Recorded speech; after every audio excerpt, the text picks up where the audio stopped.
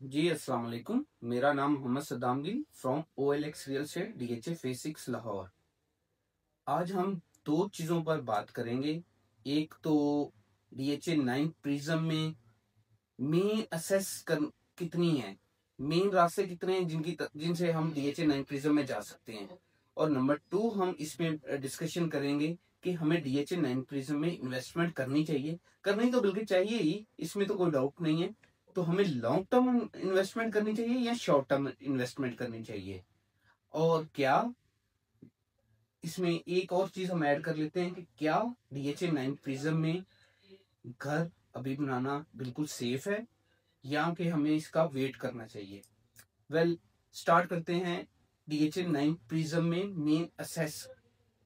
जी, DHA 9 prism का सबसे जो मेन और सबसे इफेक्टिव पॉइंट है कि DHA 9 प्रिज्म की असेस जो है वो इतनी आउट क्लास है, इतनी आउट क्लास है कि उसको DHA 9 प्रिज्म को असेस करने के लिए चार तरफ से DHA 9 प्रिज्म को मेन असेस किया जा सकता है। जिसमें नंबर 1 रिंग रोड है। रिंग रोड एक ऐसी असेस है कि आप विद इन 5 मिनट अपनी डेस्टिनेशन पर पहुंच सकते हैं। अगर आपने मुल्तान रोड पे जाना है तो उस तरफ मूव कर सकते हैं, अगर आपने ठोकर पे जाना है उस तरफ मूव कर सकते हैं, अगर आपने एयरपोर्ट पे जाना है तो उस तरफ मूव कर सकते हैं। ये है DHA 9 प्रिज्म की असेस जो कि रिंग रोड से है। नंबर 2 असेस को हम अगर डिफाइन करते हैं या उसके बारे में डिस्कशन करते हैं तो वो है DHA फेज 5 से अंडरपास है जो एम ब्लॉक में आ जाता है। एम ब्लॉक से अंडरपास बनना है जो कि DHA 9 प्रिज्म के एम बी ब्लॉक को कनेक्ट करना है। ये इतनी अच्छी असेस है DHA 9 प्रिज्म की जो कि लिंक अप कर रही है DHA 5 को और DHA 9 प्रिज्म को। ये बी ब्लॉक फ्यूचर का हॉट ब्लॉक होगा क्योंकि इसकी लोकेशन जो है एक साइड से एम ब्लॉक में एम ब्लॉक को लिंक अप करेगी और दूसरी साइड से अस्करी 11 के अपार्टमेंट्स होंगे और कुछ हिस्सा इसका जो है DHA फेज 9 टाउन के साथ असेस करेगा। ये बहुत ही खूबसूरत एक ब्लॉक होगा और ये मेरा ख्याल है कि यहाँ पर इन फ्यूचर में कुछ 6 करोड़ का भी प्लॉट होगा। जी, मैं मजाक नहीं कर रहा, मैं आपको कोई ख्याली प्लॉट नहीं बता रहा, वाकई में ही होगा। और इसकी अगर हम तीसरी असेस की बात करते हैं तो वो है DHA फेज 6। जी बिल्कुल, आप सोच रहे होंगे DHA फेज 6 कहाँ और 9 प्रिज्म कहाँ। जी, DHA फेज 6 का जो डी ब्लॉक का अंडरपास है जो कि बेदिया रोड से है लिंक किया हुआ है, वो जाता है DHA 9 टाउन में और 9 टाउन जो है DHA 9 प्रिज्म के ए ब्लॉक को कनेक्ट करता है। अगर आप ऑन ग्राउंड जाते हैं तो आप डिफरेंस कर ही नहीं सकते कि ये 9 प्रिज्म है और ये 9 टाउन है। ये तीसरी सेस होगी। ये तीनों सेसेस जो है मेन 150 फीट रोड के ऊपर है।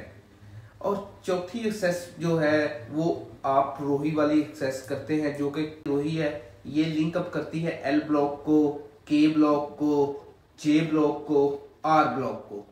ये चार मेन असेस हैं जो कि DHA 9 प्रिज्म को असेस करती हैं और इसने पूरे लाहौर में किसी भी साइड पे अगर आपने जाना है या आउट ऑफ सिटी जाना है तो आप विद इन मिनट्स, मैं आपको ये नहीं कह रहा कि आप रश पे फंस जाएंगे, आप घंटा आप लाइनों में लगे रहेंगे, ऐसा कोई सीन नहीं होने वाला। विद इन मिनट्स आप अपनी डेस्टिनेशन पे जा सकते हैं। ये हो गई है DHA 9 प्रिज्म की, जो कि DHA 9 प्रिज्म में इन आउट पाथ्स हैं वो कितने हैं, कैसे हैं। और भी हैं छोटे छोटे पाथ्स और भी हैं, लेकिन वो मैं बताना मुनासिब नहीं समझ रहा क्योंकि वीडियो बहुत लंबी हो जाएगी। और दूसरा अब हमारा पॉइंट है कि DHA 9 प्रिज्म में इन्वेस्टमेंट करनी चाहिए। अगर करनी चाहिए तो लॉन्ग टर्म इन्वेस्टमेंट करनी चाहिए, शॉर्ट टर्म करनी चाहिए, या जो एंड यूजर जो हैं, जो घर बनाना चाह रहे हैं, जो चाह रहे हैं कि आज हम प्लॉट ले लें, कल को हमारे बच्चों का मुस्तकबिल जो है वो फ्यूचर जो है वो सिक्योर हो जाए, वहां पे घर बन जाए और वहां पे हम मूव हो जाएं। जी, DHA 9 प्रिज्म शॉर्ट टर्म और लॉन्ग टर्म दोनों के लिए ही बेनिफिट है। कितनी मजे की बात है, ये दोनों के लिए ही बेनिफिट है बिकॉज यहाँ पर आप आज पैसे लगाएं और कल निकाल लें तो आपको बेनिफिट ही बेनिफिट है। कोई आपको वहाँ पे रुकना नहीं पड़ेगा। ये DHA फेज 10 की या DHA क्वेटा की फाइल नहीं है जो कि आपने अब ले ली छोड़ दी। वो दादा पोते वाला हिसाब नहीं कि खरीदे दादा और बेचे पोता, वो वाला हिसाब नहीं है। ये जनाब जो बंदा खरीदेगा वो ही बेचेगा और वो ही प्रॉफिट गेन कर सकता है। ये इस तरह की कम्युनिटी है, ये इस तरह का फेज है। यहाँ पर सबसे मेन बात है पोजेशन आ गया हुआ है।